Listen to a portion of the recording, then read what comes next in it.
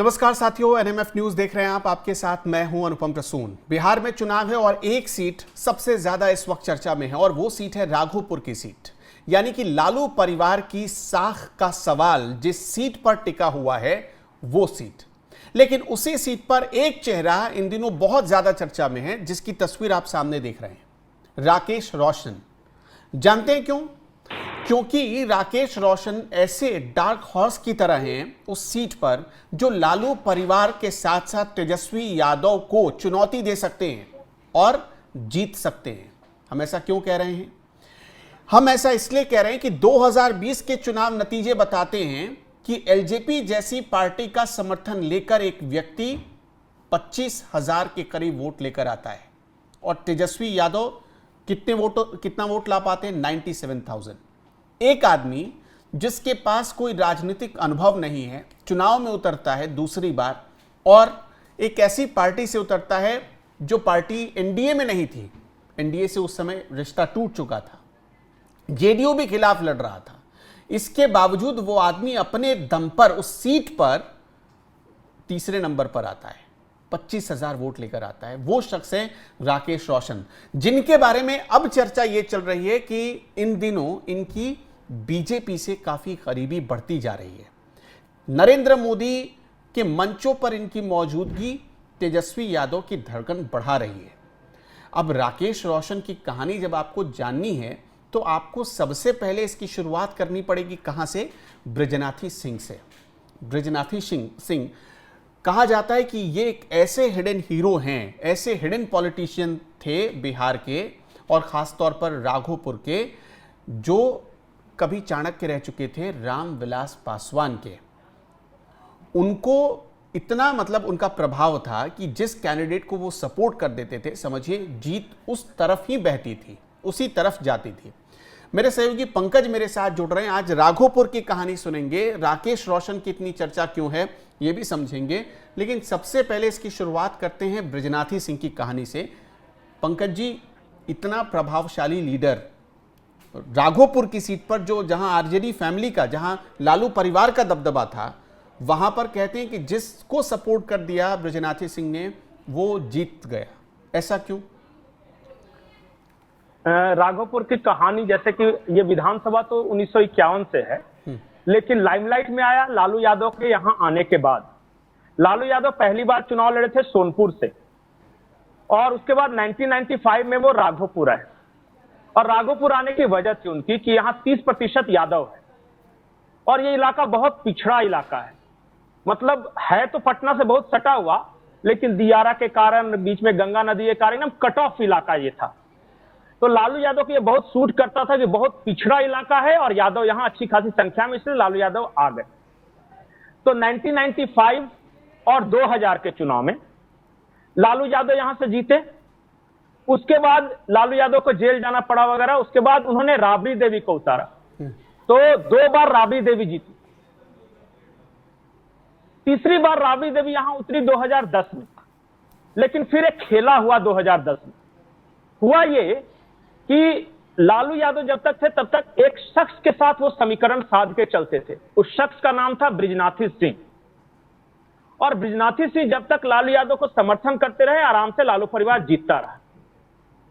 लेकिन 2009 के आसपास बृजनाथी सिंह के और लालू परिवार के बीच कुछ खटास पैदा हुई और वहीं से अलग रास्ता दोनों का निकला। तो 2010 के चुनाव में बृजनाथी सिंह ने राबड़ी देवी का विरोध कर दिया, पर देवी 2010 का चुनाव हार गई। उसके बाद की कहानी खौफनाक है। खौफनाक इस लिहाज से कि मैं ये कह रहा हूं, 5 फरवरी 2016 की यह घटना है। बृजनाथी सिंह राघोपुर से अपने पूरे परिवार के साथ पटना रहे थे और एक छोटी दरगाह नाम का जगह है, वहां पे एक पीपा पुल है और पीपा पुल के पास 3 बाइक पर सवार 6 अपराधियों ने AK-47 से, या AK-47 से उनके स्कॉर्पियो पर अंधाधुंध फायरिंग की, जिसमें बृजनाथी सिंह की मौत हो गई। अब बृजनाथी सिंह की मौत के बाद वहां फिर से, चूंकि देखिए इनका कोई परिवार में, ये राकेश रोशन उस वक्त छोटे थे, ये हुआ तो एक चुनाव फिर से तेजस्वी जीते आराम से।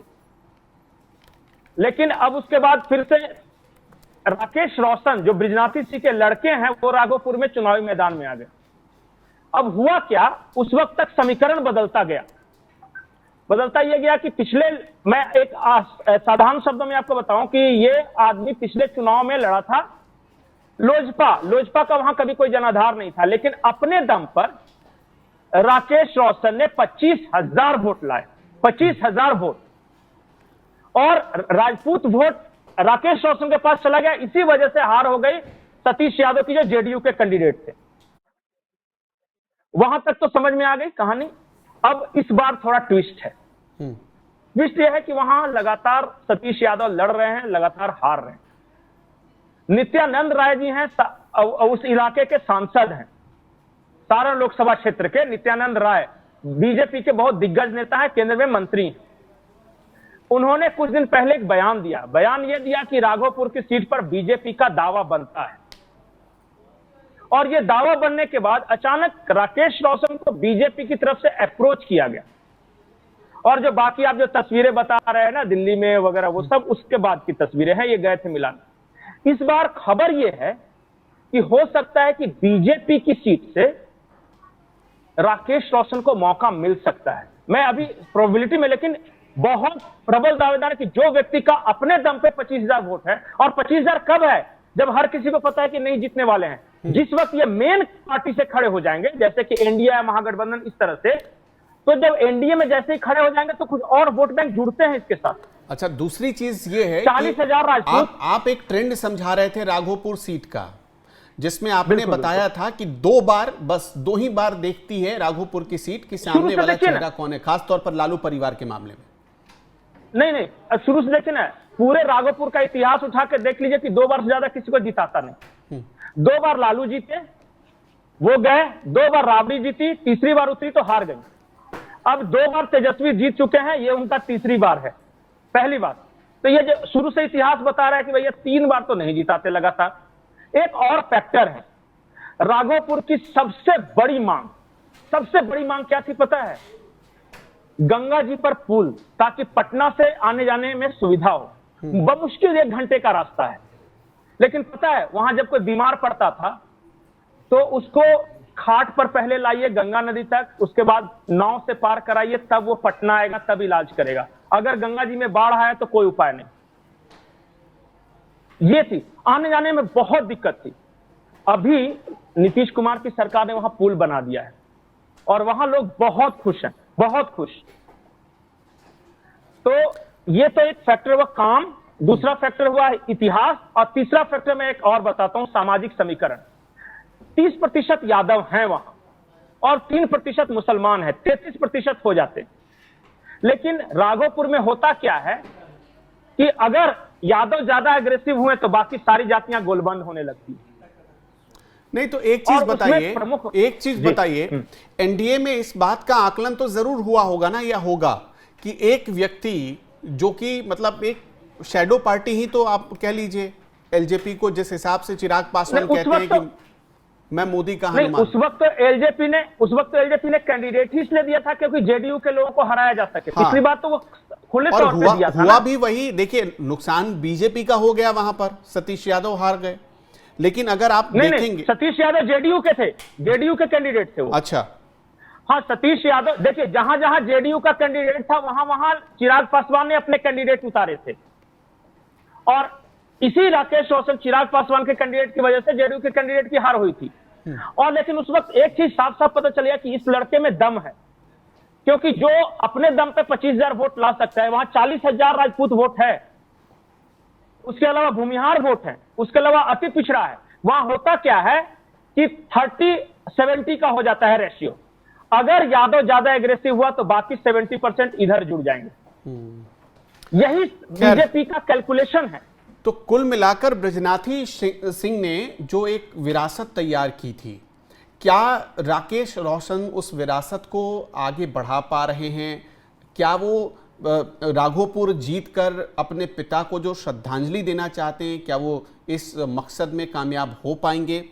राकेश रोशन की अपनी लोकप्रियता है। राकेश रोशन, अब देखिए, एक तो क्या यंग हैं, पर्सनालिटी डायनामिक है, तो इस हिसाब से और जो अपील है उनके बोलने और बात करने का जो सलीका है उसमें एक अपील है, तो इस हिसाब से जो पब्लिक होती है उस तक बात तुरंत पहुंच जाती। जी पंकज जी, आप कुछ कहना चाह रहे थे। मैं एक इंपॉर्टेंट बात बता रहा था, आपने कहा कि पब्लिक से कनेक्ट। आपको पता है कि तेजस्वी यादव जीतने के बाद राघोपुर कितनी बार गए हैं? हाँ नहीं गए, अभी तो बाढ़ में देखिए, बाढ़ मैं में मैं लोग मैं मैं ढूंढते ये रहे। देख मैं तो रहा कई था, सालों की आंकड़े देख तस्वीर रहा देखता था। हूँ राघोपुर की। हाँ, आंकड़े में देख रहा था कि वो इस बार जीतने के बाद सिर्फ 12 बार गए हैं, 5 साल। आप वो तो छोड़ दीजिए, क्या तेजस्वी यादव इतनी बड़ी यात्रा निकाल रहे हैं, इतनी बड़ी यात्रा मैं निकाल रहे हैं, उनको उस यात्रा का रूट क्या अपने राघोपुर से नहीं रखना चाहिए था? नहीं करेंगे, नहीं करेंगे। और जो आदमी 5 साल में सिर्फ 12 बार गया है अपने, जबकि बिल्कुल पटना के करीब है, ये बाइक भी उठा देते हैं। अगर कार का शौक है ना तो 1 घंटे में अपने क्षेत्र में टच करके चले आते। अरे राहुल गांधी को उसी बुलेट पर बिठाकर राघोपुर घुमा देते, दिखा देते कि देखो हमने क्या काम किया है, तो उतने में ही काफ़ी चीज़ें हो जाती। लेकिन कहा जाता है कि देखिए नीयत आपकी साफ होनी चाहिए। खैर, बहुत बहुत शुक्रिया पंकज जी हमारे साथ जुड़ने के लिए। तो दर्शकों, आपका इस वीडियो पर क्या कहना है हमें कमेंट में ये भी ज़रूर बताते चलिएगा। इस वीडियो में फिलहाल इतना ही। नमस्कार।